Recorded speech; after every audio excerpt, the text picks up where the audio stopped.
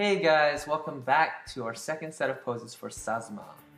So in this video, I'm not going to be editing the video's length, so I'm leaving everything in the video. Because normally I would cut out the things where I'm fidgeting too long in, just try to move it along, but for this I just thought I'd speed things up, just leave everything in there.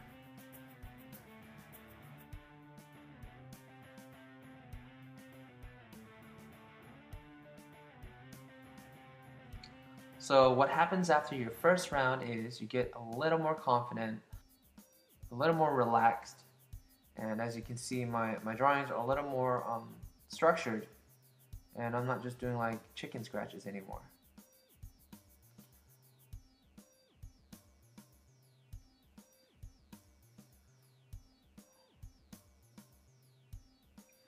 I'm actually drawing forms directly and not using like center line divides or anything like that.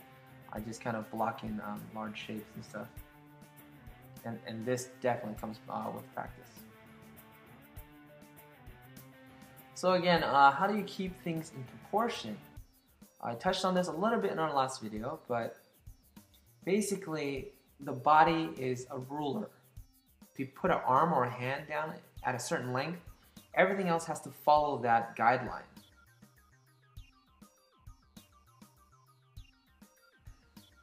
So if you put if you draw an arm the length of 2 heads, you can't make the other arm the length of 5 heads. That just wouldn't make any sense. You just it doesn't have to be exact, but generally fitting the ballpark. And I'm usually off by a head. So really, this is rough draft stage, so you can always edit it later on. For now, we just want to capture the gesture. Here I'm selecting the ones that we're going to go with. And I'm setting it up so that when we clean it up, they're a little bigger and they're arranged in a way so that when they're finished, they look presentable.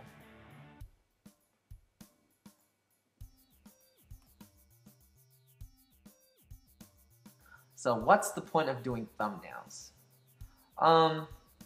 It's pretty obvious, you have options. You don't want to settle for the first option.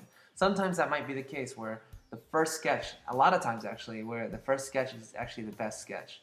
Not the case in this one, but definitely you want to work for your poses and not be satisfied right away. In this pose, I got her doing kind of like a swiping motion, so she's swiping the fire across your face or something, kind of showing it off.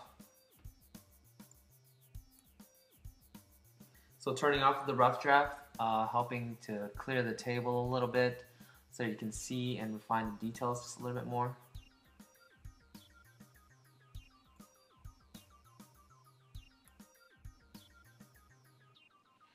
So guys, you might notice I repeat things, but keep in mind this could be the first time somebody's watching my video, and I loosely cover things I've said before.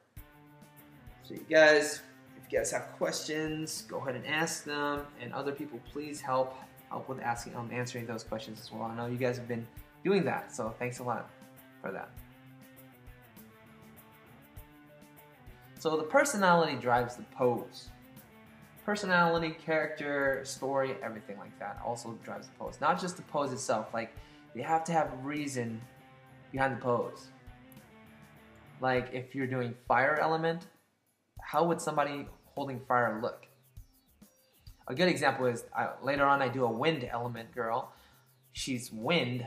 Wind is very flowy, very whimsical, right? So the pose has to be kind of like acrobatic and flowy. So for fire, I feel very aggressive, very confident type of pose. And in this pose here, I'm doing a very prepared type of centered stance. Like you can't move me. I'm so solid. And right now I am adjusting the pose a little bit, and as you will see, I make a lot of adjustments. I keep changing and changing and changing. So it's okay to rework these poses, but make sure you're constantly exploring and it's not your only pose. So if you get stuck, just skip it and move forward. But if you have an idea and you really want it, push for it and try to accomplish it.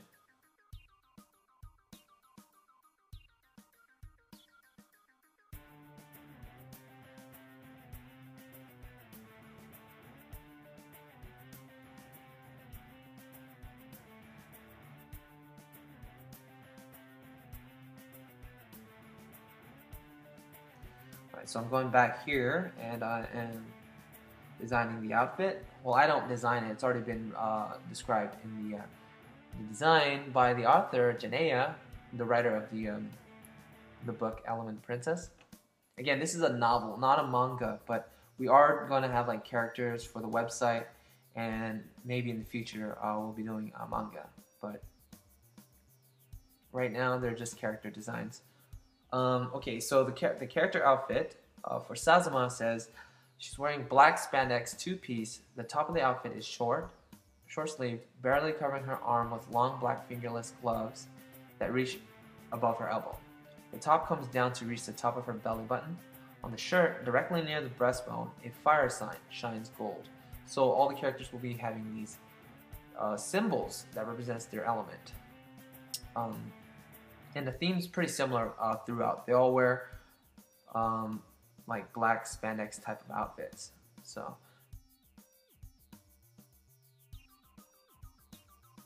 the bottoms are spandex pants that hug her legs and hand on her waist. She wears black flat boots that zip on the inside and reach her ankle.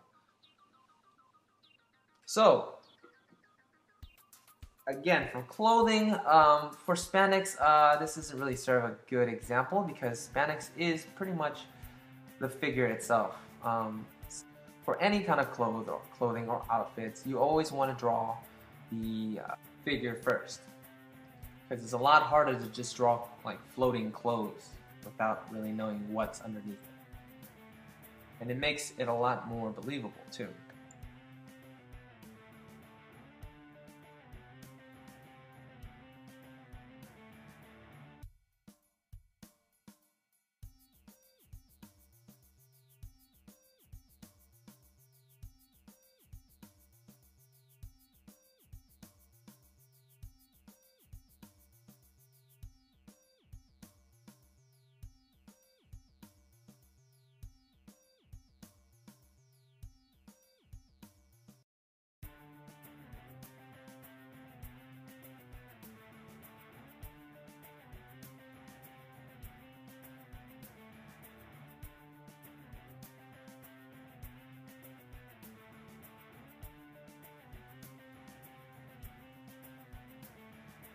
So at this point, we've chosen our 4 favorite poses. The 4th one is going to be coming in.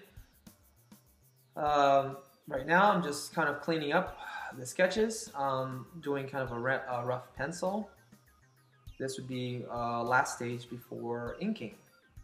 And I actually don't ink with like an ink tool. I like to use just a regular pencil tool in Manga Studio, because I think it gives it more kind of a toothy type feel, like more natural, like actual pencil and paper. Ink is a little more hard because the edges are really hard edged all the way across, whereas in pencil it could look transparent, a little light, a little darker wherever you apply pressure. So that gives it a lot more natural feel. Here's the 4th pose. Fixing the foot a little bit. So the pencil stage doesn't have to be super clear, but the direction should be a lot more distinct and clear to read, so that when you do start inking or penciling the final lines in, it's not as confusing.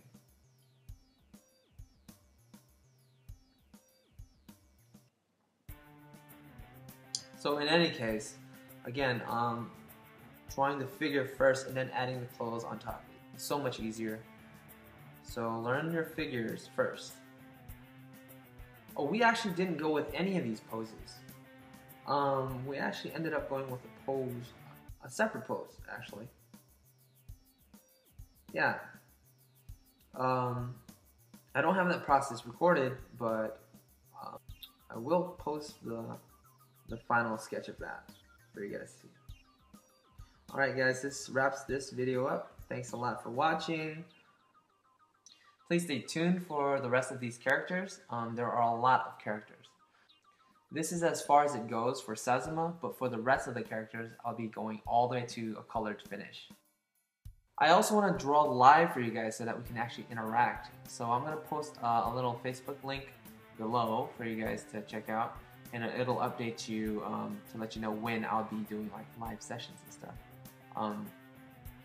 It'll probably be on these characters and on other projects that I'm working on.